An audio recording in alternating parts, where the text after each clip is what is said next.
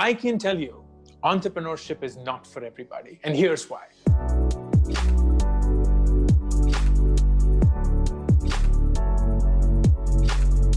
Hey everyone, and welcome to the Future Founders Conference. I am so happy to have all of you join me for the next 8 modules. We're going to go through every possible dimension of starting up on your idea and making your first version of the product go live.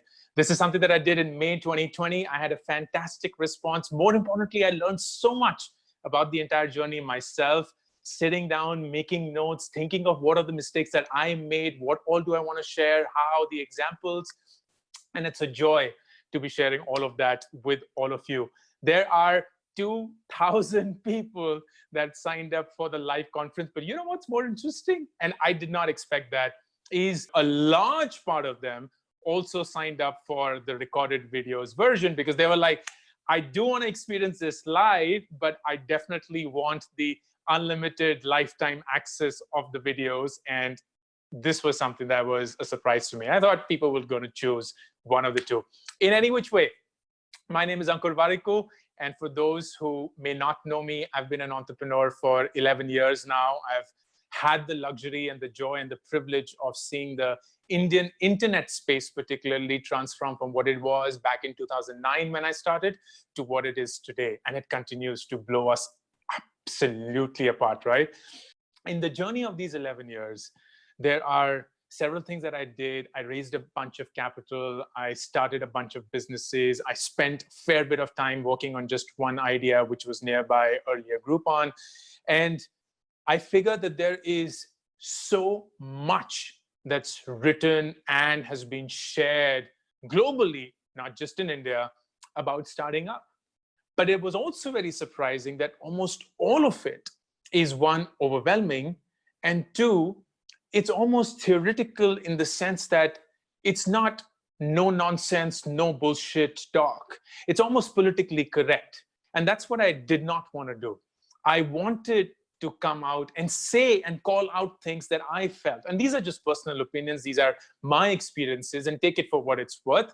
But I felt that it was time that someone did go about doing so. And that's what I want to do. It'll mostly be a 2-hour journey every module.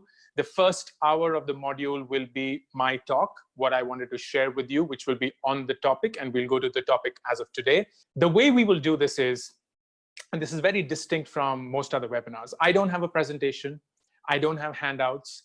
I don't have anything that I have to offer except my thoughts in real time or on a recorded version, and everything that I will scribble on the screen.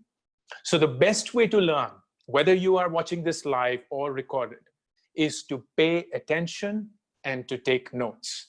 The reason I want you to do that is because only when you pay attention and take notes does it get instilled in you in the right manner. Otherwise, if you're just looking at the crutch of a PPT or a deck or a handout, I can assure you, you're not going to go through that once this is over. So I want you to be present. It's 2 hours of your time every day and 16 hours in all. It's the least you can give if you want to go through this entire journey of becoming an entrepreneur. Today's topic is, how do you go about shortlisting a bunch of ideas? When I talk about this topic, and this is the first one that I started with, here are a few assumptions that I made. The first assumption is that you want to become an entrepreneur, or you already have a business, but it's in its early stages, or you're just curious, you want to know what the journey is all about to figure out whether it is for you or not. And either of these three are absolutely great. There's nothing wrong with that. The second assumption is that there are some ideas that are already in your mind, or maybe you have some ideas that you're beginning to think of, but you're not really sure about them. So this topic of today is to help you shortlist the ideas. It's not to help you come up with those ideas, though I will just in the passing mention how you could come up with the ideas. But the larger focus of today's conversation will be on how do you go about shortlisting from the many ideas you have to 2, 3, 4 at best. And then the next topic, which is tomorrow, or the next module for the recorded ones, will be on how do you go about picking the right idea from the ones that you've shortlisted. And that's how we slowly and slowly go through the journey of releasing the first product. So in today's topic, I'm going to cover three things. One that you did not sign up for, but I think it's my moral responsibility to share it with you. 2 and 3 will be on the topic. So number one is, should you even become an entrepreneur? Should you even become a founder? What it is to become a startup founder or a startup entrepreneur. And here's my trouble. There is just so much entrepreneurship porn that gets circulated in the world today, where everyone is almost told you are a loser if you're working in a job. Like you are a loser if you are committed to 9 to 5. You're a loser if you are drawing a salary. Why don't you start up? Why don't you do something on your own? Why don't you become the master of your own destiny? Why don't you not be someone else's employee, but become someone else's boss? All of those things. And then, of course, the media is all about, this one's raised this much money, this one's raising this much, this one's growing like this one's become a unicorn. Look at the wealth of these entrepreneurs. Look at these crazy monies that they're giving out, the ESOPs and so on. So it is actually quite seducing to fall in the trap that I don't want to become an entrepreneur. And as someone who has been one, someone who started 3 startups, I can tell you, entrepreneurship is not for everybody. And here's why. Number one, most people, if I ask them why do they want to become an entrepreneur, their kind of hesitating answer is, I want to make money. And if that's the reason why you want to become an entrepreneur, here is the truth. Most startups fail. Most startups do not work out, which means you are far likelier to make money if you continue to be an employee and have a stable trajectory than to become a startup founder and go through the very low probability of it making success. Because here's the funnel. The funnel is you starting up. The funnel is not that, oh, you have an idea and you've started this business and you've registered it and got the GST. Yay, I'm going to make money now. Here's the funnel. The funnel is you have to think of an idea. Then you have to start working on the idea.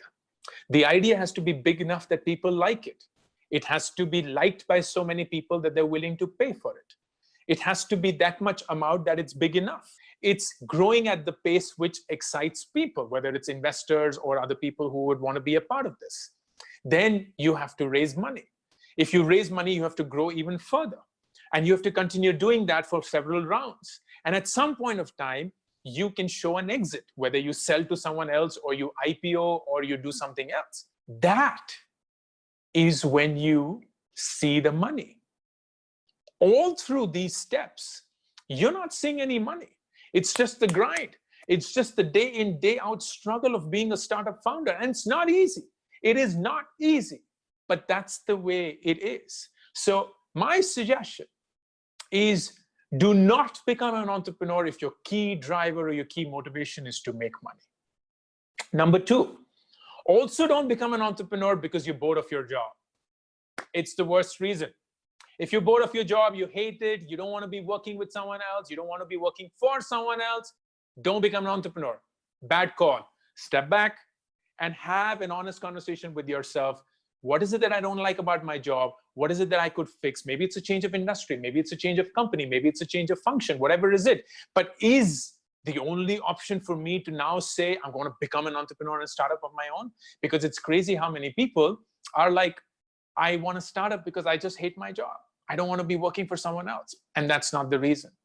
And then the number 3 reason is, don't become an entrepreneur because your friends or the world around you is becoming one. Don't fall for FOMO. Don't fall for fear of missing out.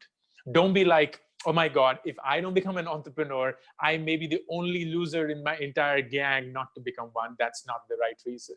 The right reason is always that you want to solve a problem.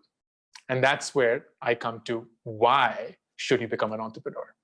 You should become an entrepreneur because you are enamored, completely consumed, obsessed, convinced of a problem that you wish to solve. Not the solution, mind you, but the problem that you wish to solve. There is something that irritates you, frustrates you. You feel that it should be done better. You feel that it should be done in the first place. You feel that whatever is happening right now is not the right way. Whatever is it, but there is some problem that consumes you in a way that you're like, I am driven. I want to make this happen. I want to solve this problem. That's the biggest reason why you should become an entrepreneur. You should become an entrepreneur if you're extremely driven.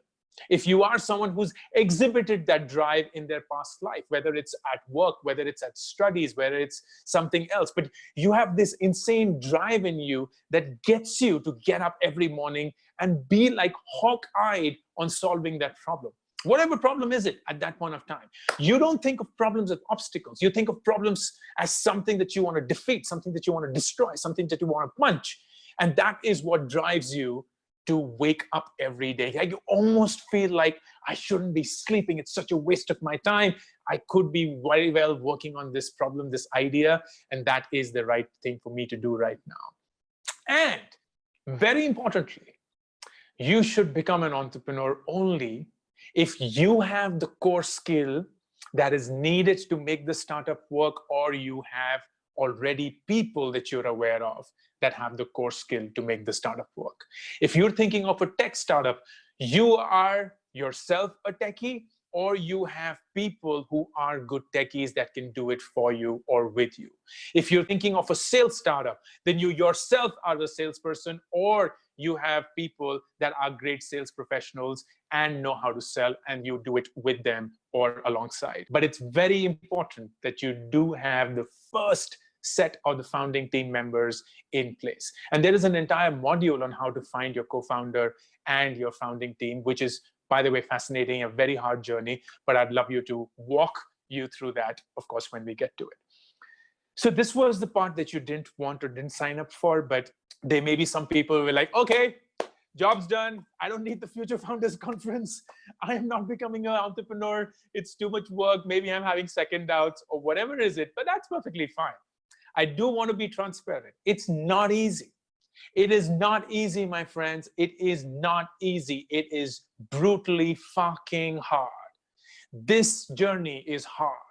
And it's unlike anything that you've experienced in your life. And here's why. And I'll finish with this and then we'll move on to the real topic. It's brutally hard because it's for the first time people recognize that they don't mean shit and everything is driven by the market. Here's what I mean by that. When was the last time any one of you bought a product or a service from a company because the founder is from IIT? Yeah, couldn't care, man. Like you wouldn't possibly even know who the founder is and what they've done in life. When was the last time you bought a product or a service from a company because the founder is going through depression, or has not withdrawn a salary in the last 6 months, or has not gone home for the last 3 days, or missed their son or daughter's first birthday, or went through a divorce, all because of making this startup work? Yeah, couldn't care less. We don't care about these things. The market is the market. We care about the product or the service that the company is delivering to us. And if that works for us, we're in. If that doesn't, we're fucking out. We don't care who's behind the scenes. We don't care who it is. We're never influenced by that to buy the product. We may be enamored by the founders, but we're not, oh, I want to buy this product, even if it's crappy because the founder's so awesome. Never happens, right?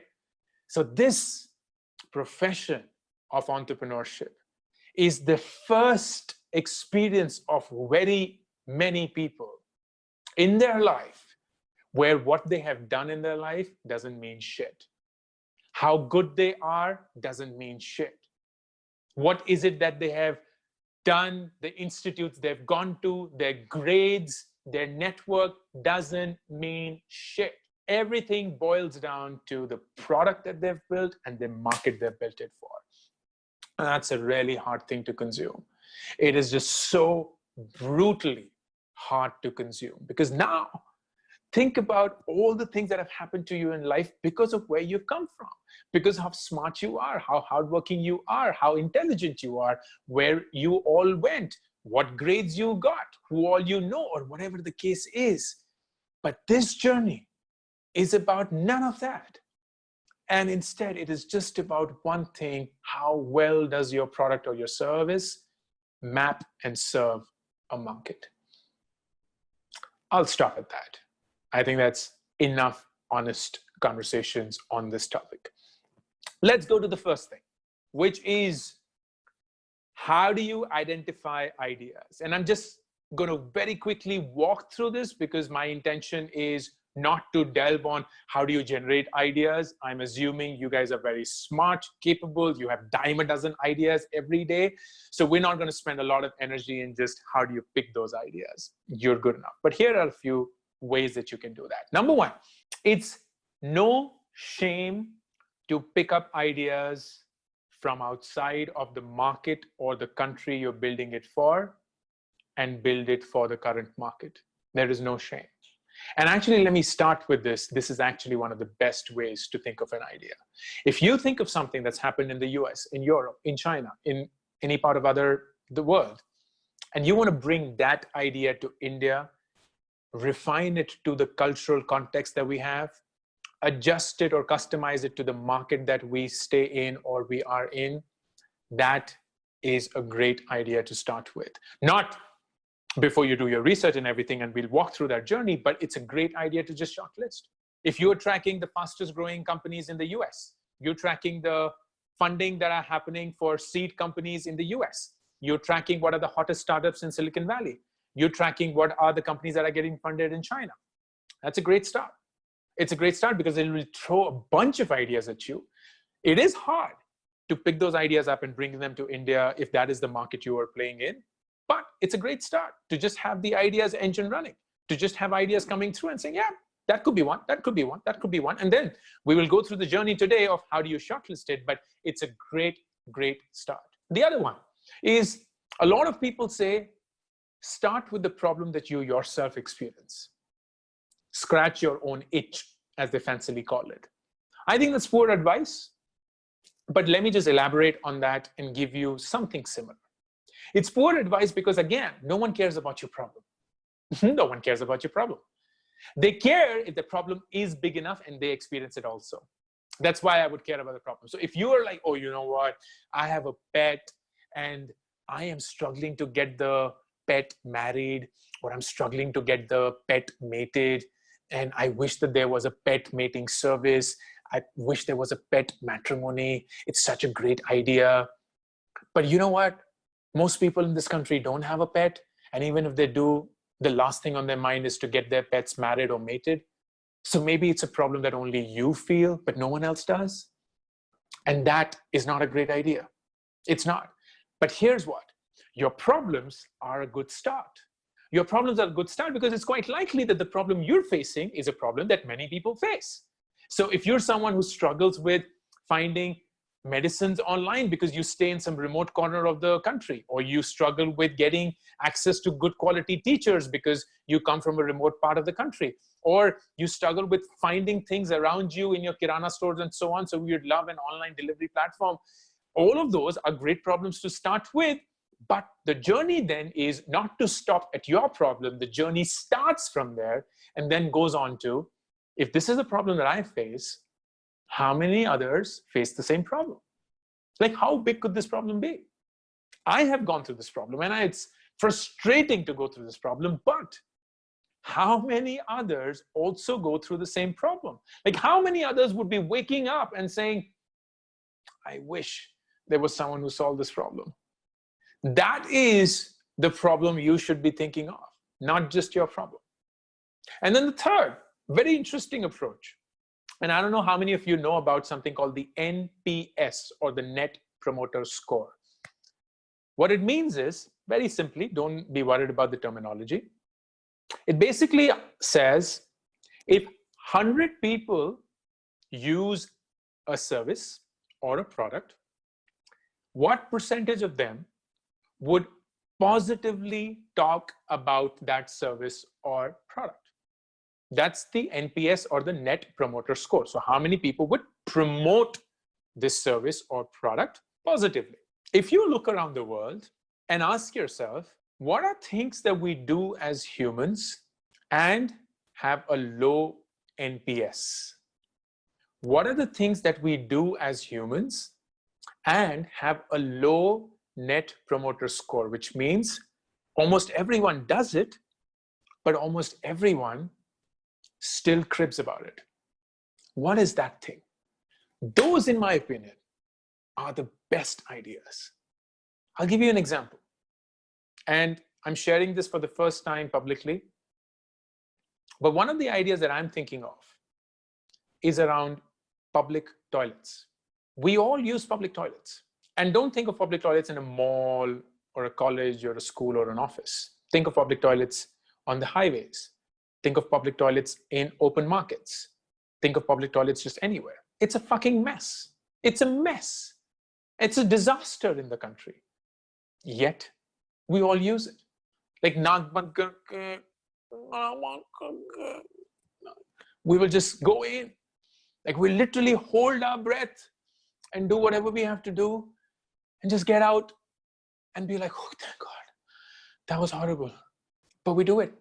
No one ever says, you know what, that was such a great experience. Why don't you also go to that toilet? We don't say that. We say that when we go to five-star hotels. We say that when we go to fancy malls. We actually say that. Like, we actually enjoy going to a really nice toilet, which smells nice, looks nice, is clean, it's not wet. There are napkins, there is soap, and all of those things. But it's a clusterfuck when it comes to public toilets in general. So that's a great idea. It's a super challenging idea. It's a really ambitious idea, but it's a great idea to say, what if I changed the public toilets infrastructure in this country? Would that be something people will want? Is that something that could make money? I don't know, but is it a good product? Fuck yes. Like, if I were to give all of us great public toilets on highways and open public toilets in markets and so on and so forth, everyone would be happy. There will be no one who will be like, I didn't want that. The question is whether it can become a business, but it's a great product. So 3 things. Number 1, no shame in looking at ideas that are happening outside of the market in other countries and thinking how they can be applied to the current context or the current market. Follow all tech blogs if you are building a tech startup. Follow all recent innovation newsletters if you're following something in the offline world or in the deep tech world or anything else. If you're building an agriculture startup, sign up for all the newsletters in the agri space. But there is enough and more information that will tell you, here are the cool things that are happening. Here are the things that are getting funded. Here are the things that are growing very well. Pick up those ideas. US, Europe, China, rest of Asia, wherever it is. Number 2, you have your own problem, scratch your own itch, but ask the question, I don't care about my problem. I care about whether my problem is felt by a lot more people. So ask the question, this is a great problem to solve, but how many people also experience the same problem? And then number 3, which is a very interesting way to think about it, is what all services/products do we humans use, irrespective of how often we use it, and yet we don't ever speak positively about it. Real estate brokers. I don't remember the last time someone said, oh my God, the best real estate broker ever. We're like, just get the thing done, brokerage low, aage badho. We hate them. We somehow hate them. I don't know why, but we hate them. Great business to be in, or at least a great product that people will be happy to see. And that's a great way to find a bunch of ideas. Now let's go to the meat of the conversation today, which is, let's say you have a bunch of ideas, 5, 6, 10, whatever the case may be. And you don't want to be foolish, be like, sabke liye product bana do, let's make one for everything, let's make an app for everything, release it, then see what happens, because that's foolish. No, it's stupid money spent, it's stupid time spent, and of course, it's not practical at all.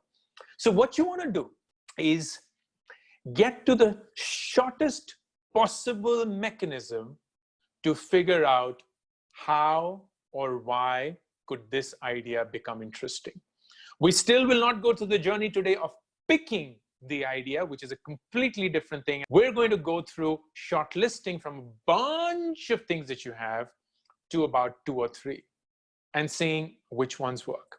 So here's where I need your help. on the Q&A, if you could write any idea that you have in your mind right now, or have been working on, or have been thinking of, anything whatsoever, and we'll make it live. We'll see how or which one can I pick up. You will not be able to see all the ideas. I see the questions that other people ask, so I'm the moderator, and that's why. But any idea that you think of right now that you feel is something that you'd be interested to speak about. Okay, I see a bunch of ideas coming in. Very nice. All right, interesting. Okay, here's one which is, all right, simple. So online education or online classes. Let me just write that down. It doesn't go into the details of what the online class is, but that's perfectly fine. Okay, this is interesting, which is an app to edit videos. All right, very simple.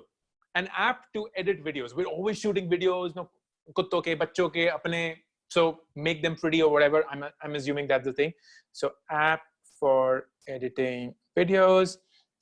And let's see if I can get a B2B one. Something which is okay. Yeah, this is good and this is simple. All right, we can stop. Don't put in more because I'll just get bombarded. The other one is corporate office supplies. So basically, stationery, tissues, whatever. I'm assuming that's what it is. So corporate office supplies. Okay.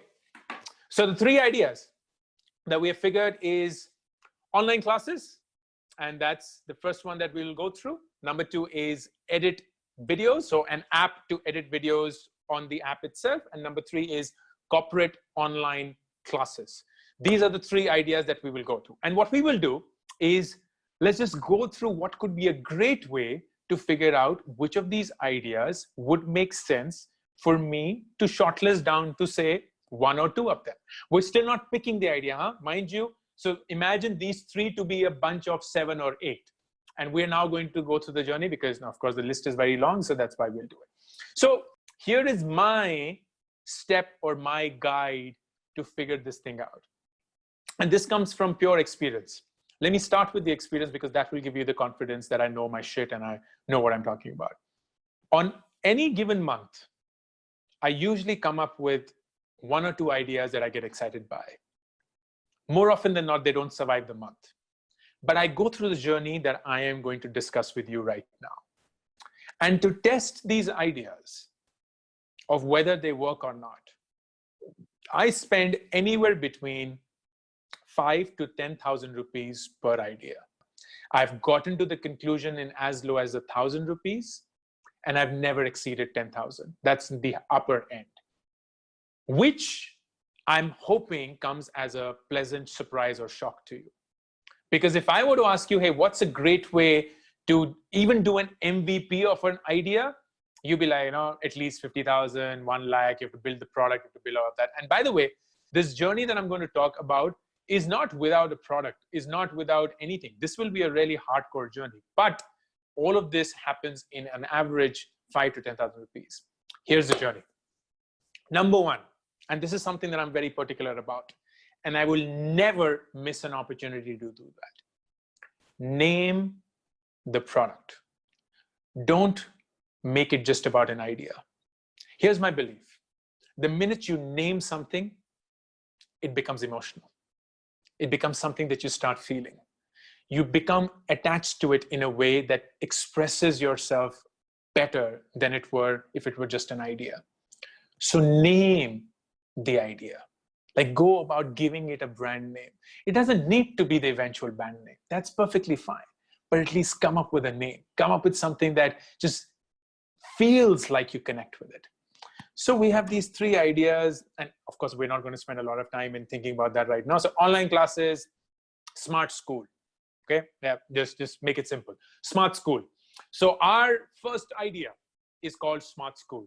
Edit videos. Okay, edit videos. We'll call it VDO. So VIDEOH. VDO. Cool. Oh, so video. Yeah, video. And third one, office supplies. Supply chacha. Okay, simple. We'll have fun with it. Okay. So here are our 3 ideas. We are going to test out smart school. We're going to test out video, and we're going to test out supply chacha. And that's the first step. The second step is, and this is an important one, come up with a one-line description of what it does. Okay, so any business, any idea, any thought that you have, come up with a one-line description of what it does. If it goes beyond a line, trust me, you're not clear yourself. You're not going to convince anyone else, least of all the customer. One-line description of what it does.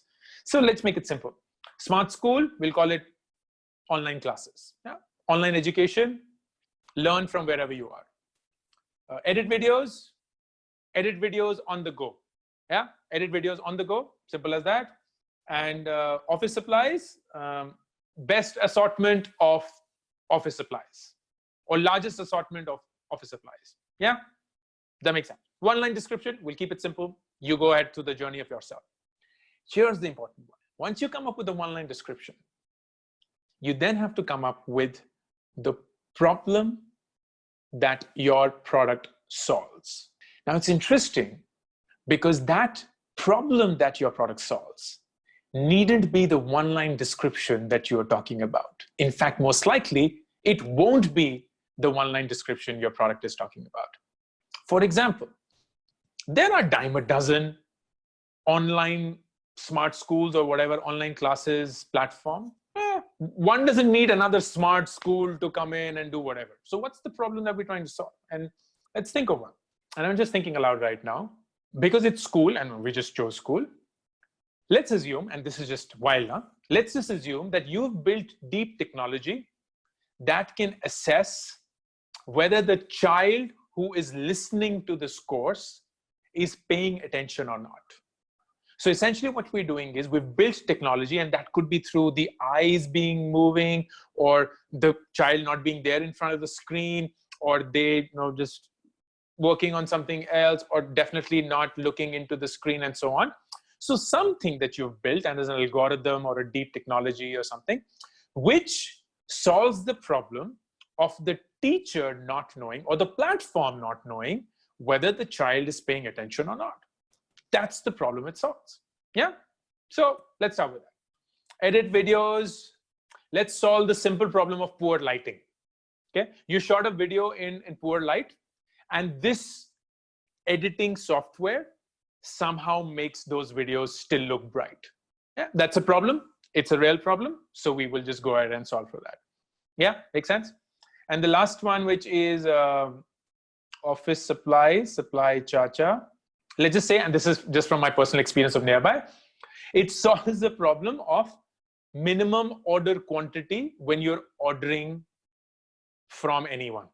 So if you're ordering pencils or pen, people say, at least 100, at least 10, at least this. Yeah, you can't like literally order 1, 2, or whatever the case may be because you want. I don't know if it's a real big problem or not, but we just, for the sake of simplicity, going with that problem. Now, here's why this journey is important. And we just did something which is on the spot. You will do it with the right effort and the intent. Only when you ask yourself this question, what is the problem that my product is trying to solve, do you begin to see whether this product is even needed or not. Because if you're articulating something that is not a problem, or you're articulating something which is not a big problem, or you're articulating something which is not a very expressed problem, then it's likely you will not have an easy journey. It's likely that this product will not be as great, as cool, as fast, as big and successful as you imagine it to be. Because guess what? No one feels for this problem. So in Smart School, we went about solving the problem of attention. And it's possible. I'm just thinking, it's possible. You know what? The schools don't care about it. They're like, you know what? We're just so frustrated with this pandemic and this coronavirus and whatnot. We're just telling our teachers to go ahead and take a Zoom class and just get it done with, because that's our way of being engaged and still earning our fees. But we couldn't care less that the students are very engaged or are learning. I'm just speculating. Of course, that's not what I'm saying is the truth, but let's just say that that is the case. So you suddenly find out, oh my God, I thought that this is a problem, but most people don't. And we will go through how do you determine whether that is true or not. But that's why. So the problem statement is a very important part of this product definition. Not just what the product does, but what is the problem that the product solves. So that was number 2, or step 2. Step 3, and that's my fun part. We will all create a logo. Why? Because you should. Get your soul in it. Don't be on the surface. Don't be like, hey, research kar lenge, kuch kar lenge, Excel sheet bana lenge, and no, we'll just get it done with. We'll just speak to people and whatnot. I have to stop speaking in Hindi for the benefit of people who are outside of this country. But the truth is, when you make a logo, that's when you start giving or lending a soul to the business and the product. So go about doing it. Now, how do you create a logo? There are 2 sites that I use and they work really well. One is you can go to canva.com, canva.com. It's a great site. It's a brilliant site for any design work that you need to do, whether it's creating social media posts, whether it's creating banners, whether it's creating anything. Canva, brilliant. Number 2 is go to fiverr.com, Fiverr, Fiverr, as in the number 5 and then followed by 2 R's, fiverr.com. That's a space where you can hire experts for as low as $5, which is why the name Fiverr, to do your work. So you can actually get a logo in $5. Literally, in 350 Indian rupees, you can get a logo, roundabout. It's now almost getting to 400, but you get the sense. $5. Of course, it's not just $5. It could be 10, 15, 20, depending on whatever it is. But don't overcomplicate it. Don't think, oh, this will be the final logo. I want it to be perfect. I want it to be absolute. No, it's just about lending a soul to the entire journey. You want to do this. You want to get through that and give it a good shot so that you understand how it works. And the final thing, not final, but final before we go into the exciting bit, you create a product, which is a page. You create what I would call a landing page. What's a landing page? A landing page is basically a website which serves as a one-page description of what the product does.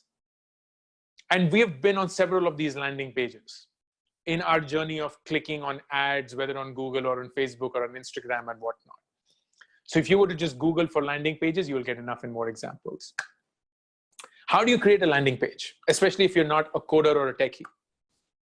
You start with something called a wireframe. And it's not technical. Don't be intimidated by it. A wireframe is basically a boxed way of thinking about a product or a web page or a website, which means it has boxes for the simple individual elements of the website. There'll be a box for the menu. There'll be a box for something else. There'll be a box for a photograph. There'll be a box for this section. There'll be a box for this section. It's basically just a layout. Think of it like a two-dimensional diagram, an architectural drawing of an house. It's just that. That's the wireframe. It doesn't have colors. It has bare minimum text. And it is just about, here are the things that will be there. You can easily make this on PowerPoint. You can easily make this on PowerPoint yourself. Go to this site called dribble.com, D-R-I-B-B-L-E, dribble.com, and just search for landing page examples. You'll find enough and more inspiration. Dribble is a great destination to look at examples of really high quality interaction design and graphics and anything that you would want on your website or on your app. So it's a great start. You can get a lot of inspiration from there. Go to dribble.com. That's where you build the wireframe. And then you go to Fiverr, find someone who is a designer and ask them to convert the wireframe into a nice, colorful, actual design. That's what you do. Yeah, and it's just as simple as that. And don't be intimidated, as I said. It's very simple. I'm not a coder. I'm not a techie. While I've worked with several of them, but I still can't code to save my life. I have done that, and it is super simple. It just takes you getting out of your comfort zone and just going out and doing that. You don't even need to do that if you're okay with, you know what, I'll just use a no code or a website builder on my own, and we'll get to that point after this. But it's just a nice smart way to go about creating a destination. Like it'll be literally the first thing your potential customers look at. So if it's smart school, then it'll be like welcoming schools or parents, definitely not kids because they won't be browsing looking for those products. And you'll be like, give your child the best online experience while knowing whether they're paying attention to it, which is the problem that you're trying to solve. Or if it's a video, which is around editing videos, then it's like, find the best video editing software which brightens your poor lighting videos. That's a great way. And you'll have these nice pictures, you'll have some screenshots of before and after videos, which will be, of course, photographs, and something else, blah, blah, blah, blah. Like, so just imagine how that will be. And then you go to the final thing, which is create a specific landing page, if this is not already that, for a campaign. That starts with you having a domain name. And someone was, it was funny, I saw this tweet exactly this afternoon, which is like, the journey of starting up starts with buying a lot of domain names. And that's so true. Like I just keep buying domain names whenever there's an idea that comes in. Like all the names that I came up with, whether it's Supply Chacha, video, I might just go and just book them on GoDaddy.com. So GoDaddy.com, GoDaddy.com, GoDaddy.com is the best place to book domain names. Just go there, find the domain name. You'll find a domain name for a year as less as 500 rupees. For 500 rupees, you can book a domain name for a year. You don't have to do anything else. And once you book that domain name, GoDaddy will also help you create a landing page if you want to. And that's what you have to build. Now, here's what the landing page has to do. The landing page is designed for someone who comes to your product website or landing page for the first time, goes through everything that they have to do, and then fills in their email address to drive a certain action. So if it is Smart School, you will fill your email address to know more about the product. If it is video, you will fill in your mobile number, not your email address, to get a download link. By the way, you don't have an app, huh? Nothing of that. So just pay attention. And if you're Supply Chacha, you will have an email address field so that you get the brochure or the collateral of all the things that you supply. Simple as that. So think of a landing page, Supply Chacha, photographs of really cool office stationery, pricing which is very attractive, no minimum quantity stamp because that's the problem you're trying to solve. So you can even order one quantity or whatnot. And then there is a big form that says, enter email to download brochure.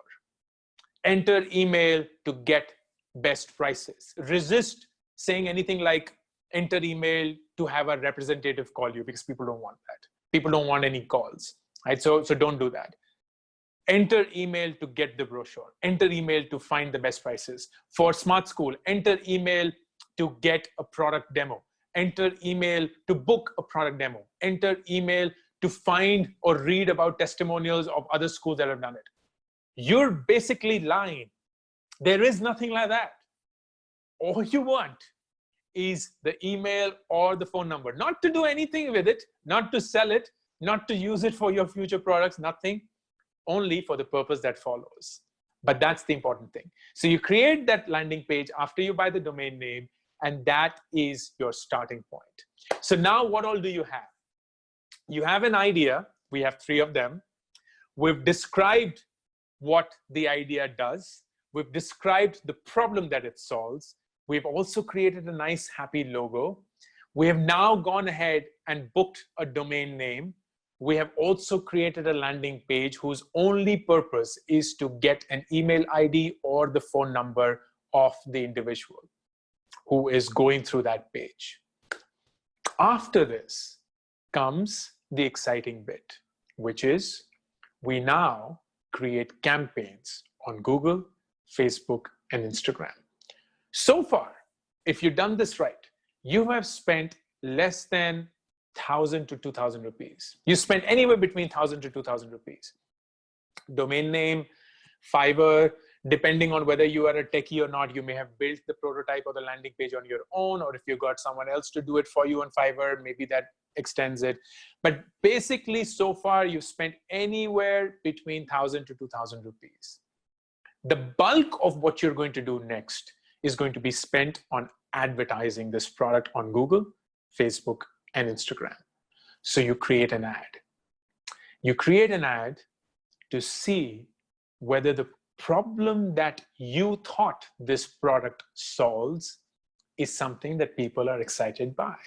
So you create an ad which is around that, and that requires you to be creative. Put your entrepreneurial cap on. You're now a founder. It's still not a company. It's still not a product. There is no semblance of a team, but you're doing what you will be doing in real life. And that is super exciting. It is exciting because this is your first baby step of seeing your product come to reality in some way or not. So you go about creating a campaign. For Smart School, imagine a Facebook or an Instagram ad, which is a big, really nice photograph of a kid sitting in front of a laptop, clearly distracted. Written on top of it is, worried about your kid's attention during online classes? That's the ad.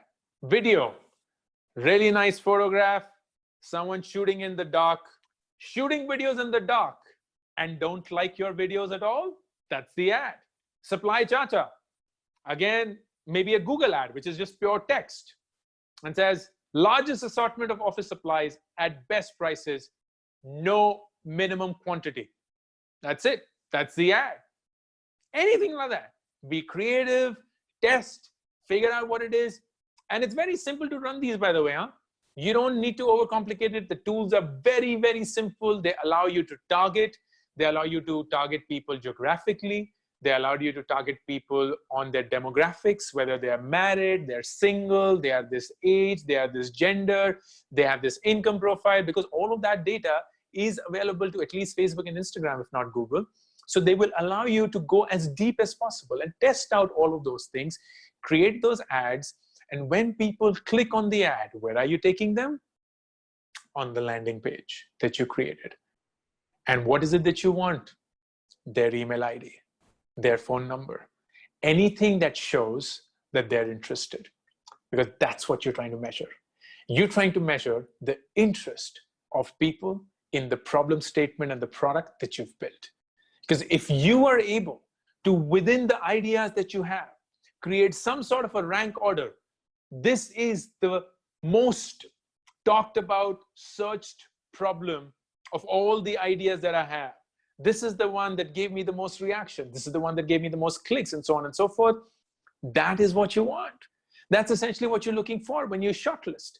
From the dozens of ideas that you have, how do you get down to 2 or 3? They have to be the ones which are solving the problem that most people want, solving the problem in a way that gets most people interested, and doing it in a way that's economically viable. And we'll come to that. So the last thing you will do is measure the data. And what all are we measuring? And here is a quick course on online marketing. The first thing that we measure is something called impressions. What are impressions? Impressions are how many people saw the ad. That's it. They saw the ad. It doesn't matter whether they clicked on it or not. It doesn't matter whether they stopped at it or not. Nothing. It just measures the number of people who saw the ad. Then you measure what's called CTR, or click-through rate. CTR, click-through rate, which is of all the people who saw the ad, which is impressions, what percentage clicked on the ad. That's the CTR. On a normal basis, you would get anywhere between 0.5% to 2% CTR. That's like a good spot to be in. 0.5 to 2% CTR. It could be very high, and if it is, that's a great sign, because people are like, oh my God, I am worried about my kids' attention during online classes. Click. I am worried about poor lighting videos. Click. That's a great sign, isn't it? So anything that is high CTR tells you that whatever is it that you have created is working. So CTR. Then cost per click, which is the money that you will have to pay Google or Facebook or Instagram, which is how much do I have to pay these platforms when someone clicks on my ad. That is the way digital advertising on Google and Facebook and Instagram works. You pay per click. That's the most basic of it. There are other forms as well, but we'll not complicate that today. So CPC, or cost per click, which then gives you what is the total clicks and the total cost of the clicks. Yeah. So you have all the impressions, let's say 100 people saw it, and then 2% is the CTR, which means 2 people clicked on the ad. I paid a CPC of say 30 rupees, which means I got 2 clicks for 60 rupees. That's where we are. And then people landed on the landing page, and how many of them filled up the email ID? How many of them filled up the mobile number field? How many of them filled up whatever is it that you wanted them to fill up? That is the final thing that we're measuring, which is the cost per interest, or the cost per intent. So let's expand that. Let's say you ran the ad and you had 5,000 impressions.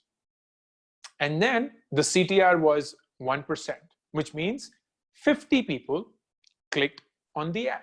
When they clicked on it, you paid a CPC of 10 rupees, which means you got 50 clicks for a total of 500 rupees. 50 people landed on the landing page, and of that, only 10% filled up the form, which means 5 people filled up the form, whether their email ID or their phone number. So now, for 500 rupees, you got 5,000 impressions, 50 clicks, and 5 intents, which means the cost per click was 10 rupees, and the cost per intent, or the cost per interest, was 500 divided by 5, and that's 100 rupees. With me? We'll go through this very quickly again. You gave 5,000 impressions, and of that, 1% CTR, click-through rate happened, which means you got 50 clicks. For each of those clicks, you paid 10 rupees. So you had a total of 500 rupees spent on all these clicks. When the click happened, people landed on the landing page, and of that, only 10%, which is 5 people, filled up the email address. So now for 500 rupees, you got 50 clicks and 5 email IDs. So the cost per click is 10 rupees, and the cost per intent, or the cost per interest, is 500 divided by 5, which is 100 rupees. Okay, great. You do this for all of the 3 or all of the 10 or all of the 50, however many ads or however many products you're running. What are we measuring? Very quickly, impressions, CTR, which is click-through rate, CPC, which is cost per click, what is the conversion on the landing page, and thus, what's the cost per intent or the cost per interest. Now, beautifully so, the minute you have all of this data and you run this for no more than 7 days, maybe at best 14, you set a daily limit. You don't have to be spending a lot. I run my ads, most of them, daily limit, 100 rupees. Most. Unless, of course, the CPC is so high that I wouldn't get any clicks in 100. And that happens occasionally, but not mostly. So I would go about setting a daily budget, and you have all control that you can, and you will then go about making this campaign for a week or 2 weeks and getting all of this data. Now it should be obvious to all of you, if you sat down with this data for all of those fields where you built a name, a logo, a landing page, a product description, a problem statement, ran campaigns on it, and got the data for the campaign, it will be super obvious which of the 2 or 3 you should go for. Which are the ones? The ones definitely with the high CTR. Because what is this telling you? It's telling you that whatever is it, unless you did not do something clickbaity, yeah, you were not like, click on smart school to ensure your kids get 90%. That is not the shit that we are selling, huh? Or click on video to find that you are the prettiest, most handsome person in the videos ever. Like, not dumb shit. Specifically what you want to do. If you do that well and you get a high CTR, which means a lot of people are clicking on the ad when they see it, that's a good sign. It's a good sign because it's telling you that whatever is the problem that you identified in your product or your service, people care about it. People are searching for it. People see it, and even if they weren't searching for it, they respond positively to it. It's a great sign. If you get a lot of people landing on the landing page and their conversion to be high, which means that they are filling up the intent, that means even better, which means that they landed on the landing page. They saw all that you had to talk about, all that you had to say about the product, even if it was a lie, even if it was fake, but you did. And because of that, they filled in their email ID, they gave away their credentials, and that's a great sign. And finally, at what cost did you get it? Because it's possible. Let's think of something. Let's say you are building a super luxurious bag. It's some fine leather, something, I don't care, whatever it is. And you run ads on that, but you find out that the cost per intent of that is like 5,000 rupees. Like, you got one email after spending 5,000 rupees. So even if very few people saw it, even if you felt that 2 people landing on the landed page and one of them filled it, so that's like a 50% conversion, but the cost itself is so high that you are like, can I even run a business like that? Like, if I have one intent coming in for 5,000 rupees, will I ever be able to make a business and sell bags for any price whatsoever? And maybe the answer is no. So usually these 3 things for me give it that this is a better idea than the other, which is a high CTR, a high conversion on the landing page, and finally, an optimal cost per interest or cost per intent. That, my friend, is a practical, very smart, low cost, very less time involved process to figure out which of your ideas are worthy to go to the next stage. The intention is not for us to know which is the idea we should be working on. It is for us to have a comparison and a comparable way to feel and get which idea may be better than the rest, which idea is maybe worth more of my time than the rest. That's the intention of this exercise. And for those who are watching this on a recorded session, you can unwind, go back to the journey again. You can watch this however many times you want. So whenever you pick up the idea like the way you have, go through this. And I guarantee you, you are always going to feel a lot more confident about the idea, or will dismiss the idea and it would have happened at the lowest cost possible, the lowest time involved, and you would have still enjoyed the journey because it taught you so much that you didn't know of. Awesome. Let's now get into the questions. And as I said, please keep the questions in a way that they are broad-based. I will not be able to respond to questions like, what do you think of this idea? What do you think of this idea? What do you think of this idea? Because here's one thing that you should know, whether you're attending this live or recorded. I am not going to give away any answers during these 8 sessions. I am not an answers person. I'm a questions person. I love frameworks. I love the way that you can think, that you can create a framework you can deploy anytime, anywhere, in any circumstance.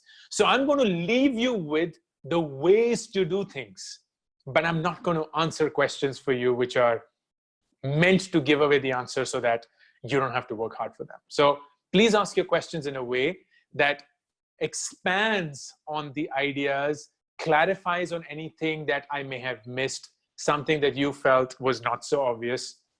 And we're going all through that. Okay? All right, let's go to the questions. And there are a bunch of them.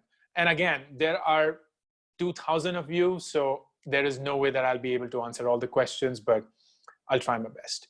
Okay, this is, and I'm just randomly starting, get there. Bhavya has a question, which is, if you have two different type of customers, how to create the ad? That's a great question, Bhavya. The way to do that is you create two different ads. For a single product, you don't have to create only one ad. You can create multiple ads for the same product. You can create multiple ads for different segments of customers. And that's where you go about doing it. Is there any reason to be worried that the idea could be stolen while you're doing the campaign, Kuldeep? It's a very innocent question. The reality is, whatever idea that you've thought of, I guarantee you someone else has already thought of it. And that someone is not just one person, there are thousands of it. Don't ever fall in love with the idea. Don't ever fall in love with the idea. Rohan Mishra, what should be a good conversion rate or a CPC? It varies, Rohan, on CPC. Industries have different cost per click depending on how much the demand is for that keyword or whatever is the segment that you're targeting. For instance, if you're targeting someone very, very specific, 18 to 20, staying in Delhi, single, going to college, earnings this much, blah, blah, blah, blah. The more targeted you get, the expensive it's going to become. If you are very broad-based, target everyone in Delhi, then maybe it'll be cheaper. My suggestion though is begin with a very broad base, because you don't know how many or who react to your product, unless of course you're very, very sure of what is the customer segment for your specific product. Otherwise, my simple suggestion is broad base it and then start fine-tuning it. A good conversion rate, it could be anywhere between 10 to 20%. It could be even lesser, and don't worry about that, because that's the intention, right? The intention is not for you to find out what the good conversion rate is. The intention is for you to compare the conversion rates between different ideas and different ads that you ran. So don't be worried about what's a good or a bad conversion rate. Don't be worried that the best idea or the one that emerged the best amongst everything on a metrics basis still had a poor conversion rate, because this is not the way you're going to build the business anyway. This is not how you're going to market the product. This is your way of determining what do people think and feel about the problem that you have chosen. Veenam, people are interested in many things until they have to pay for one of the idea. Many people used to mark interested in events but never showed up. Absolutely right, Veenam. This is not about you picking the idea. And I'm saying this time and again, please get it. This is about you shortlisting. So indulge me. If you had 3 ideas, one of which had an interest from 20 people, one of which had an interest from 5 people, one of which had an interest from 1 person. It's all free interest. No one's paying you anything for the interest. Which one would you decide that, you know what, it may be worth my time to pursue and see where it takes me? Of course, the one with 20 interests, right? So this isn't about you picking an idea. That's the next module. This is about you shortlisting from a bunch of ideas. Like if you want to build a smart school and a video and a supply charger, which of these 3 should you start working on and go deeper in? You don't know, and you can't possibly do justice to all 3. And that's why this process. A bad ad can lead to wrong and misleading analysis. Absolutely right, Veenam. I love the point. And that is something that's assumed, right? Why would you have a bad ad?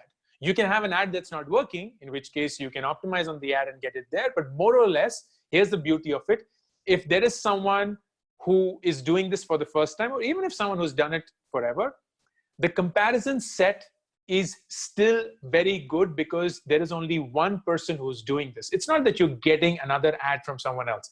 So you, if you write bad ads in general, will write a bad ad for all the products. If you write good ads in general, you write a good ad for all products.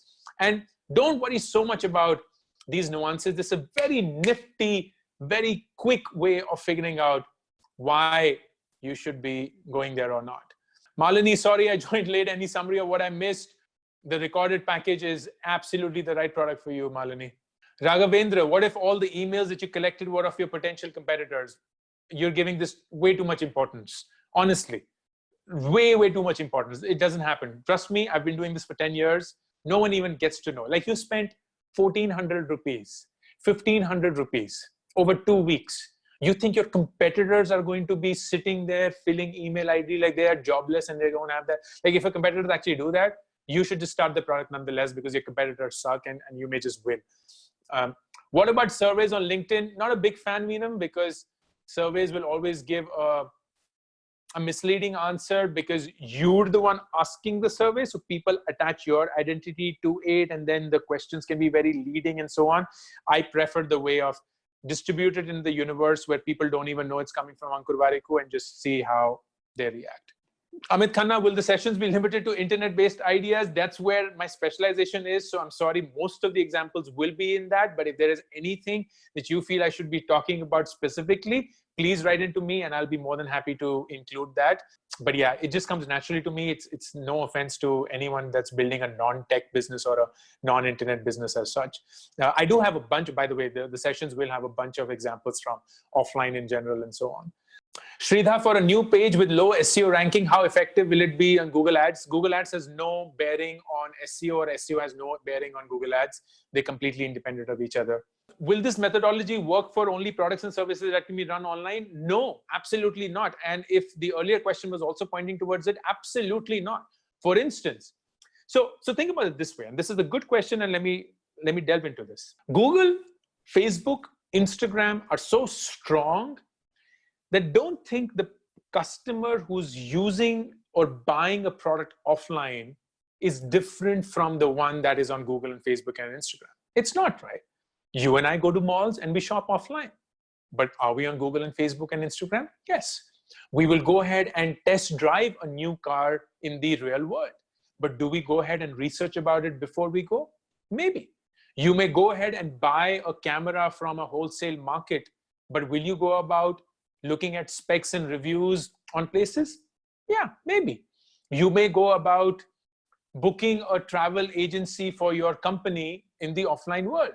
But will you ever go on Google and search for cheap or really good quality travel agencies for corporates?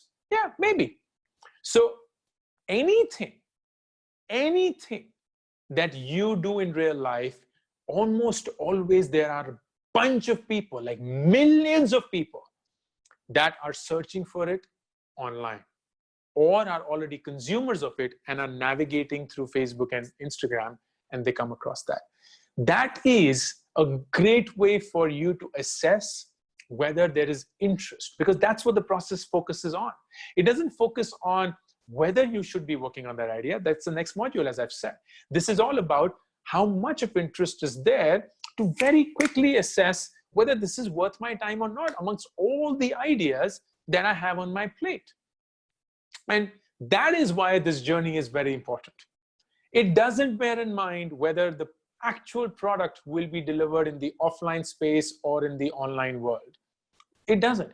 You could very well be running a shop of shoes, but there has to be something that is unique about it. So maybe there are customized, personalized shoes. So what do? You run an ad for customized, personalized shoes to just see how much of an interest is there in the world. Is that a great proxy for people who come offline for that shop? Yes. It may not be an exact proxy, but it's a great proxy, because it will tell you that people are looking for customized, personalized shoes, as against you saying, "Nay, I will just open up a shop in a mall and people will just walk in because there is a shop." That's not how it happens. That's not how it happens. Which platform to choose, Neelam? LinkedIn, Facebook, Insta for the campaign? My suggestion, honestly, will be Google. And definitely not LinkedIn. Don't advertise on LinkedIn. It's not a great advertising platform. Between FB, Insta, and Google, my suggestion will be Google. If it's a lifestyle product, something that is visual in nature, then my suggestion will be Insta. Anurag Kale, there are many businesses that work by word of mouth. These aren't getting tested here. No, that's not true. Anurag, again, I'm repeating this. This is a measurement of people's interest. Word of mouth is a measurement of people's interest. If people are not interested in it in the first place, there is not going to be any word of mouth.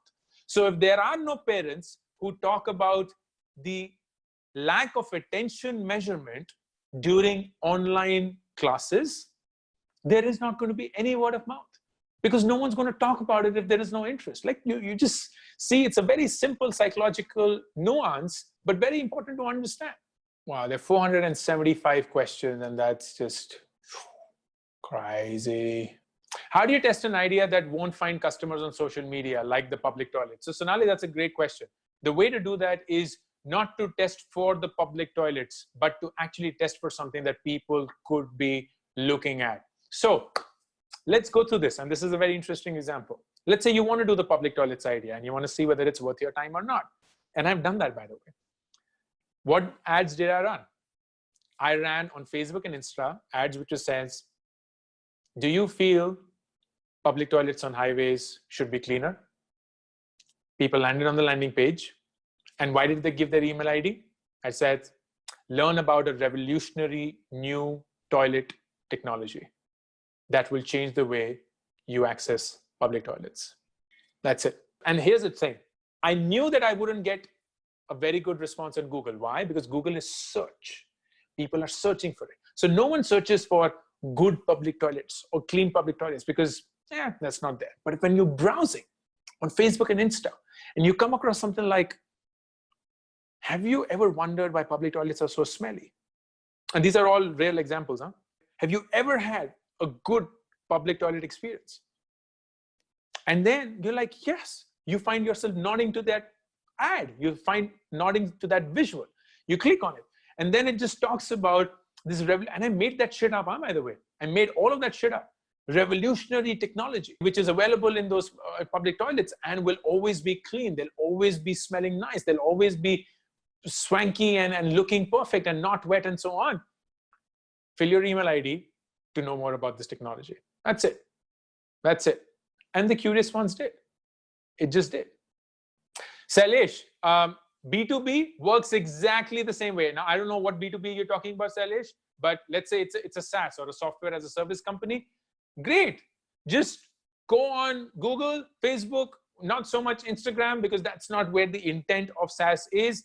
And whether it's server management, whether it is productivity tools, whether it is email productivity, whether it is, I don't know, something else, designing tools, whether it is any sorts of optimization, whether it's about cost management, whatever the case is, people are searching for it.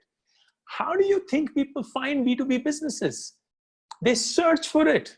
The world's searching. And that's what you should do as well. And don't think that this is only a B2C thing. It is a B2, like corporate supplies, office supplies. That's a B2B idea. People are searching for it. My team at Nearby in the admin used to search, where can we find the best tissues? Where can we find the fastest products delivered? Where can we find the most stable vendors and so on and so forth? We did. How did we get to know? Not because we just chanced upon them. We searched for them. No, Kickstarter is not an ad campaign, Raghav. Kickstarter is a completely different thing. I wouldn't go through it. Santosh, instead of running any ads, we reviewed hundreds of customers one-on-one. Will that work? So that's what I used to do, Santosh, but I figured that that's not how it works. And here's the reason why. When you ask people one-on-one whether they would want the product, almost no one says, no, I don't want it, or I wouldn't want it. They're almost like, yeah, if it's there, why not? If it's there, yeah, sure, I can try it. Yeah, I think I can. It's very fuzzy. It's very maybe, maybe not, and so on and so forth. And that, at least to me, never felt like this is a convincing way for me to know whether I should be picking this idea or not. I will do it in the next module of picking the idea, but for shortlisting, I wouldn't go through this process. Oh yeah, absolutely, Ashima. If the product is a mobile app, then the landing page is still a good way. Absolutely. Download link. Enter your mobile number to get the download link. That's the best way to do it. Absolutely. Any source to learn about Google or Facebook ads, the best source is just to pick up a simple course on Udemy. They're mostly 2 to 3 hour courses, don't cost more than 500 rupees, and you will just know everything that there is. It's not very complicated, by the way, and it's a good thing to know. Like in today's world, it's just a good thing to know how to run a Facebook or a Google campaign, even if you were to never run it yourself, but it's just a good thing to know.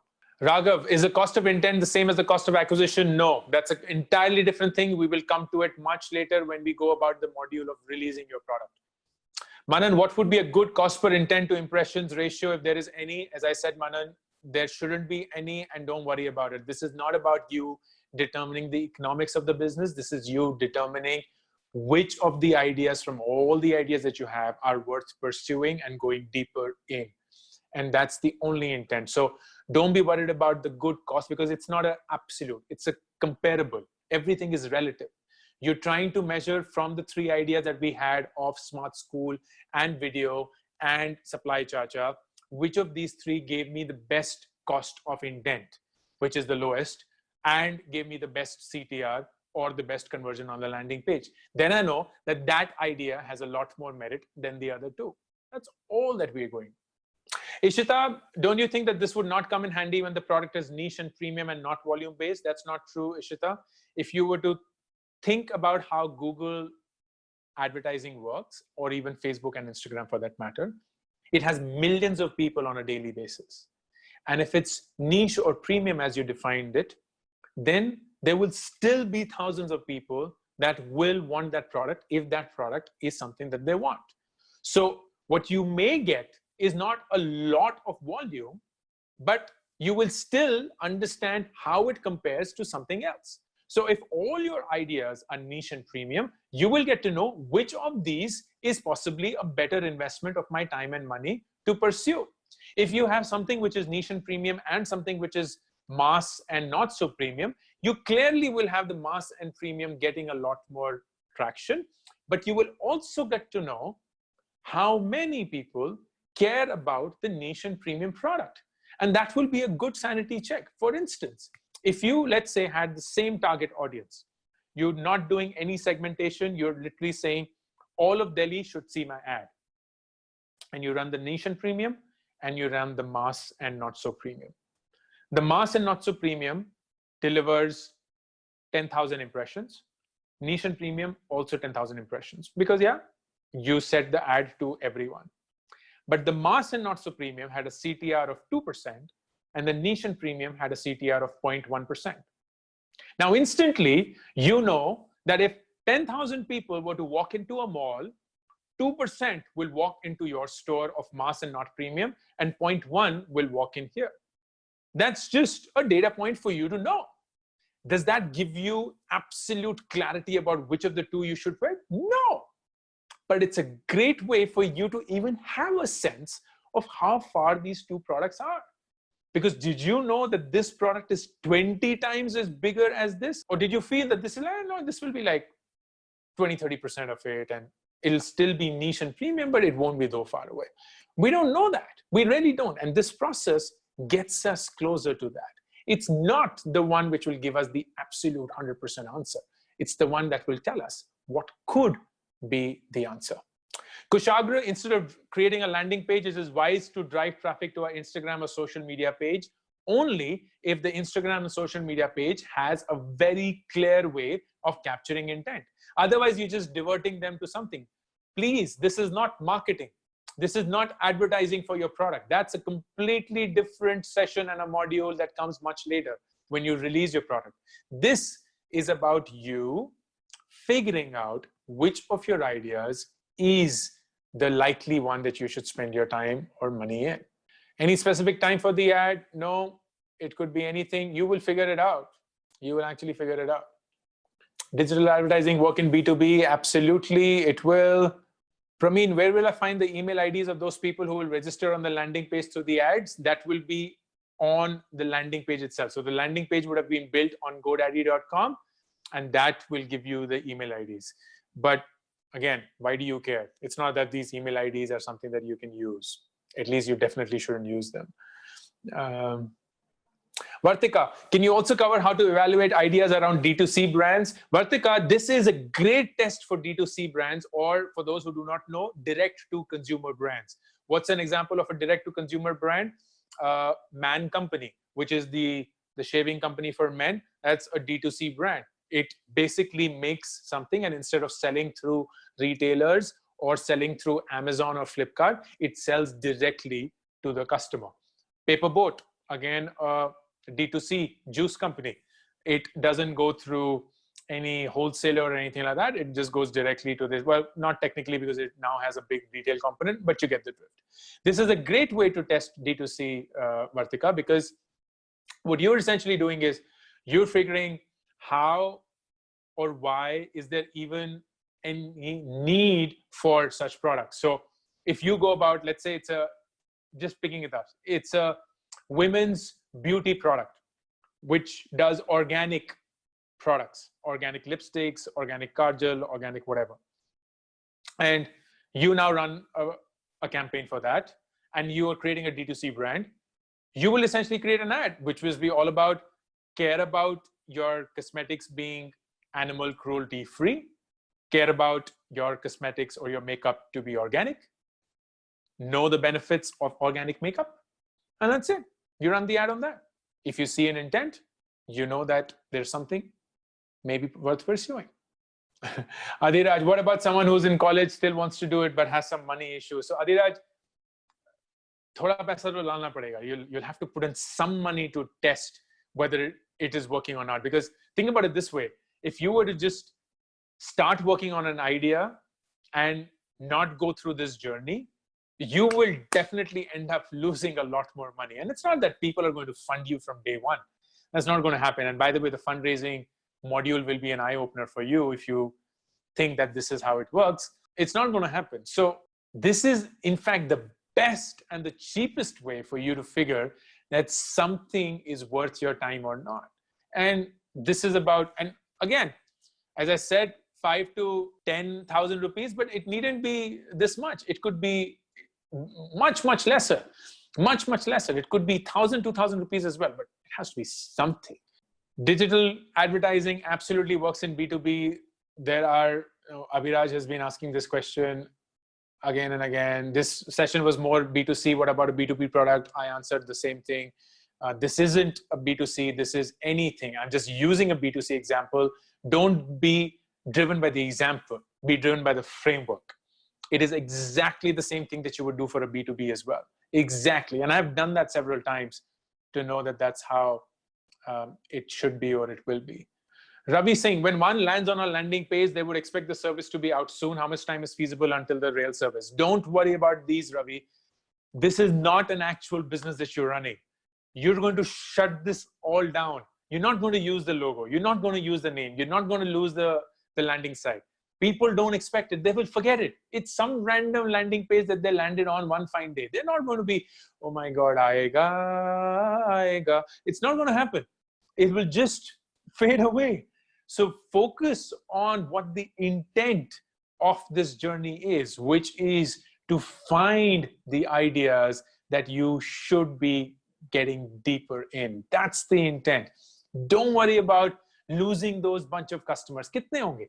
20, 30, 40, 50. You're building a business for 1,000, millions of customers. The first 20, 30, if they tell you something that you don't know, is the best way to use them. Don't worry about them. Okay, so the question is, if I have 3 or 4 ideas, but I have money to only test one idea, is there any other way to test the idea cheaper than this? You guys are getting too deep into how this works. That's not the intent. You could be doing this for even 1,000 rupees. It doesn't matter. What matters is not the money that I spoke about. That's not the important piece. Don't make that the focus. What we discussed was not a B2C example. That's not the focus. Broaden out and look at the journey. What we're trying to do is, before you even spend any more time and money on any idea, you want to know whether this is even worth pursuing. And you want to find the most time optimal, money optimal way of doing this. This that I told you is the most effective way that I've come across, because this is the closest you can get to making an actual product, which is the website, without making one. Because you will have a website even if you're a B2B company. You will have a website even if you're a B2C company. You will have a website if you're a D2C company. So you are making a website which stands for what you want to do, and then seeing how many people are interested. That is the purpose. That is the only purpose. And it doesn't require you to be thinking, oh shit, if I have 5 ideas, 5 से 10,000, that means 50,000 इसी में चले जाएंगे. That's not the way to think. The way to think is, can I create this for 5 ideas? And even when I look at it, forget anything else. And you're a smart person, Abhay, I'm sure. You look at those 5 landing pages with the logo, with the problem statement, with whatever you felt. You will instantly know yourself which of those 2 you should be working more on. Like, it's that simple. When it is just in our head, we're just in love with every idea. We're in love with any idea as long as it's in our head, because we're like imagining how that will be, and we'll do this and we'll do that, or it looks so lovely, blah, blah, blah, blah, blah. Only when you put it out for real, when you build that, do you realize, oh my God, this is not sounding as good as I thought. This is not sounding as impressive as I thought. And that's where the complete thing alters from what was there in your head. Is picking up the right idea and shortlisting of the idea the same? No, Hussain. Shortlisting the idea is from a bunch of ideas, you get down to 2 or 3. Picking the idea is picking the one idea that you will be working on for the next 3 to 6 months or even more. Yes, Veenam, I tried this when I started my very first venture. Yes, absolutely. Not with the level of precision that I spoke of today. It was very haphazard. It was nearly not as good as it should have been, but I did, because I was dabbling between 2 or 3 things, and I wanted to focus on one, and I found out a way of doing that. Of course, and this was in 2009. So Facebook, Instagram didn't even exist in its advertising format as it does today. So the only thing was Google, and that too was very young. So the mechanisms were different, but the approach was more or less still the same. Rahul, how do you know when to use Google ads or when to use Facebook ads? That's a good question. Let me just start that. It's become almost like a digital marketing course as well. Google ads are great if you think that people will be searching for what you are selling, because Google is driven by search. Facebook ads are great if you think that people, even if they're not searching, will be interested in the ideas or the problem that you're solving. And that's what happens to us, right? So when we want a problem to be solved and we know exactly what the problem is, we go on Google and search. When we're just browsing on Facebook, we may just come across an ad and like, aha, this sounds interesting. This looks interesting. Let me just pursue it. Let me just see more. Let me just learn more about it. And that's the difference. There is very little difference when you're trying to do this in this process. So my suggestion is run both. But if there is distinctively something that you know will make Google or Facebook stand out against the other, then of course try only one. For example, as I said, if it's a lifestyle product, it's quite possible that people are not searching for it on Google. So just do it on Facebook and Instagram. If it's a B2B product, it's quite likely that people are not going to be reacting to it if it's on Facebook and Insta. Then do it only on Google. And that's how it is. No, Manas, running the ads will not be biased for only B2C. Take it for what it's worth. I know that. Please recognize B2B people are also going on Google to search for their solutions. Think about the customer. Don't think about this process. Think of how the customers get to know of different ideas, different businesses, different products or services to buy. What do? They all go on Google. Everyone in the world goes on Google. If you want to buy a new server, you go on Google. If you want to get a faster email, you go on Google. If you want to buy stationery for your office, you go on Google. You want to buy appliances for your office, you go on Google. You want to buy raw material for your business, you go on Google. Everything is driven by Google. So it's a great way to start. And that's where B2B businesses also exist.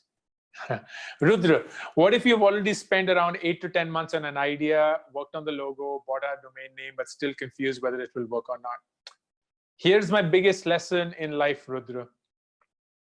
Whatever time you spent doing something should not be the reason you continue doing it if you now know it's not working. Whatever time you spent doing something is not the reason you should continue doing it when you know it's not working. So you spent 8 to 10 months on it, and that's great. You didn't know any better, and that's perfectly fine. Don't blame yourself. But if you get to a point, whether through this journey, whether through this entire Future Founders series or anything at all, and you realize, you know what, the idea is not working the way I thought, that's fine. You gave it your best shot. Stop and move on. Stop and move on. Don't keep telling yourself, oh shit, I've spent 8 months, now I should spend even more. No, that's not the way life should work. If you've spent time doing something, don't continue doing it when you know that it's not working. Smriti, what if the idea is 70% similar to any idea which is already working in tier 1 company, and my idea is a slight modification and for tier 2 and tier 3? Should I follow this process? Absolutely. But in that way, Smriti, when you run your ads, should be targeting tier 2 and tier 3 customers and not tier 1 to see if there is enough interest or intent for your product. If not, then maybe it's just a tier 1 product. Veenam, if there's only one problem which is bugging me, then what should I do? Should I still try it? Of course, but that is a good spot to be in because you just have one problem and that consumes you. So you will very quickly jump to the next module, which happens tomorrow, and the next module for the recorded ones, which is around how do you pick the startup idea. So we'll go through that journey tomorrow for B2C, for B2B, and go through all the frameworks that are useful for picking and selecting the one idea that you spend the next 3 to 6 months or beyond on. Praveen, thank you so much, man. I'm glad that you will be testing 2 to 3 ideas. Like I wish that there was a way, and that's my intention in the next series when I do that, that we have groups created, we work on ideas together. So by the end of not the 1 month, but we'll have to make it a 2 or 3 month journey, we actually have something working as a prototype. And that's the best thing that does. Is there any website that tests the idea and gives the result? Gururaj, if there was, this wouldn't be necessary. Thank you so much for acknowledging, guys. I am glad that you understood my intent of the Q&A.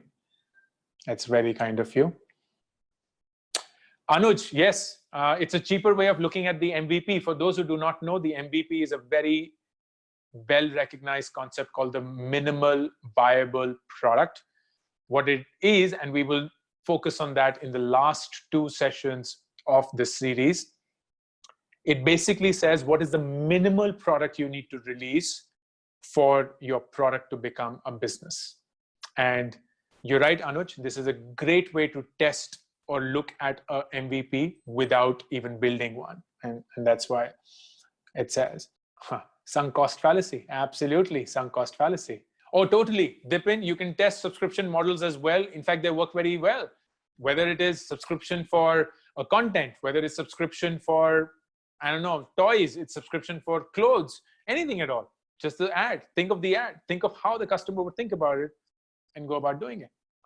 Apurv, maybe you can start such a website, test your idea here. That's what Product Hunt is in some way. Okay. And let me take this final question from Mohit, and then I'll just have some closing thoughts. Mohit's question is, how do you tap on local shopkeepers who are not so techie for a B2B product? So Mohit, and for that matter, anyone who's thinking about the same way, please recognize there are businesses that are built where everyone is benefited. So it is true that if you're building a product for local shopkeepers who are not so techie, they may not be there online in abundance. And then it's possible that you will not get that traction on an ad as well. But you will get traction. It may not be as much as the others, but you will get traction. And if you feel, hey, you know what? I got only 200 impressions as against 10,000 for some other idea. But of those 200 impressions, I had a CTR of 5%, which means 5% people as against 1% for something else were interested in the ad. And when they landed on the landing page, I actually saw that 20% of them converted as against only 5% for some other ad. And what does that tell you? It tells you that there is very high interest for the product or the problem that you're proposing. And even though the number of people online who saw your ad will be less, whosoever saw it was very interested. And that's a great way to start. It's a great thing to know in general. But what if you figured you had only 200 impressions, even there your CTR was 1% and your conversion was less than 5%. Now, what does that tell you? That tells you that, you know what, even if lesser people saw the ad, not too many were interested in what the ad said.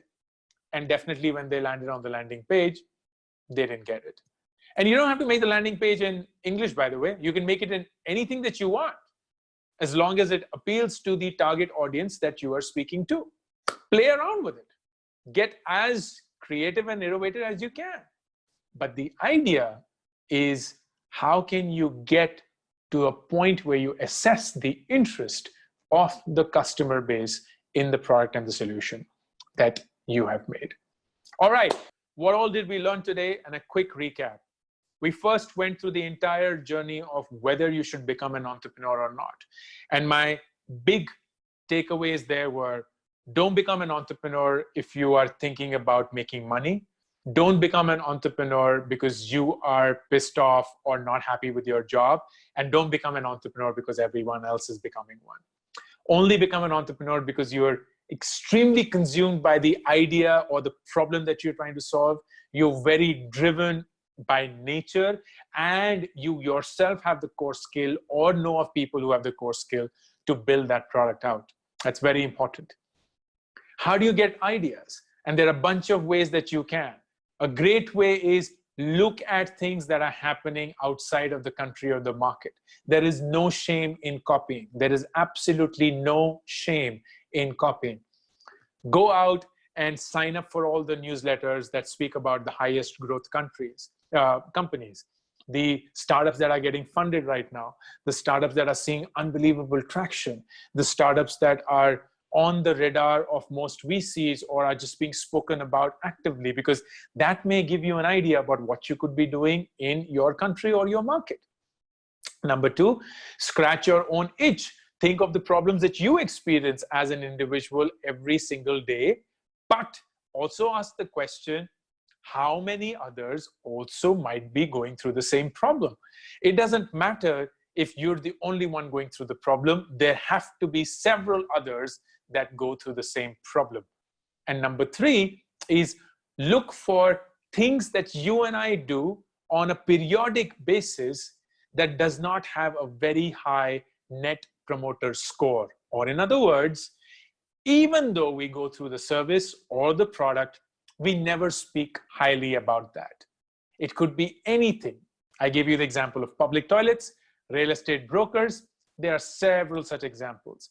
You pick up those spots and you realize, oh my God, that's a great space, because so many people go through that and yet complain that they didn't have a great experience, or they never speak happily or proudly about it.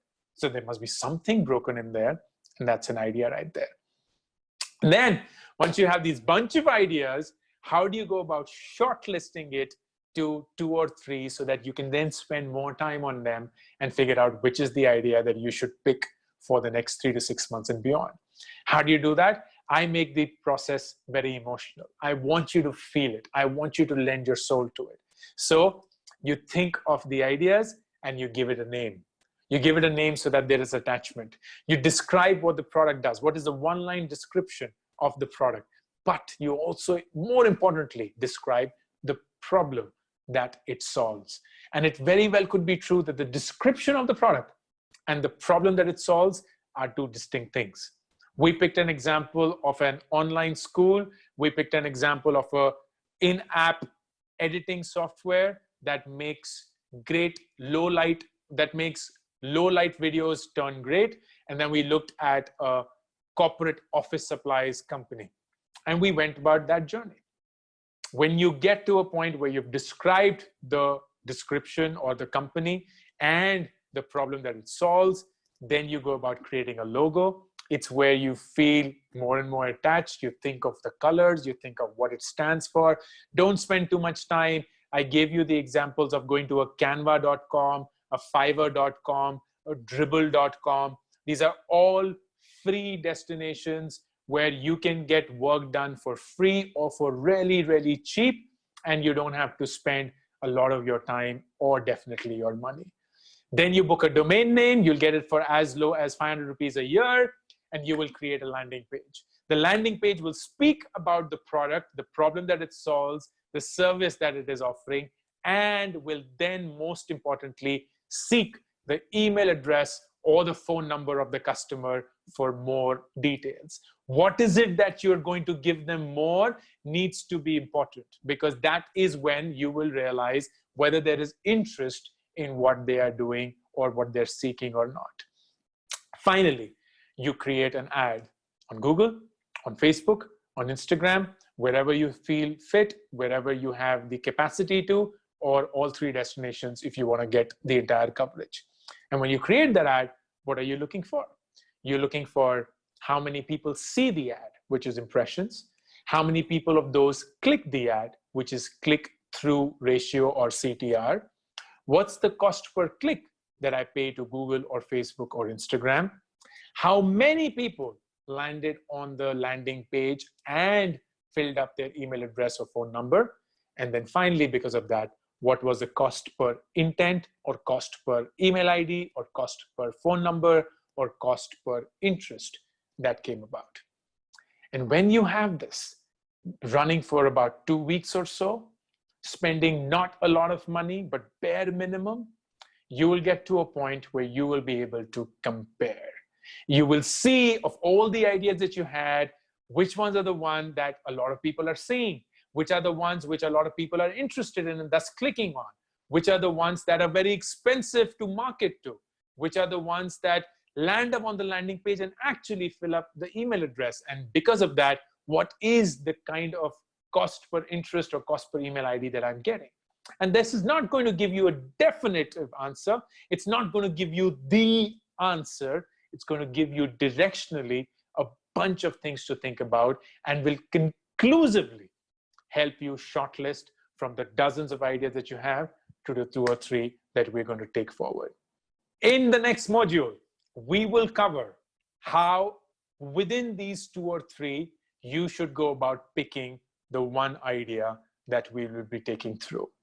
It's going to be a different journey. It's not going to be as warm and fuzzy. It becomes more theoretical, more framework driven, more asking the right questions.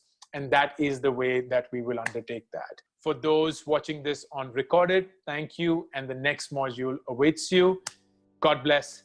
Stay safe. Thank you, everyone. Bye.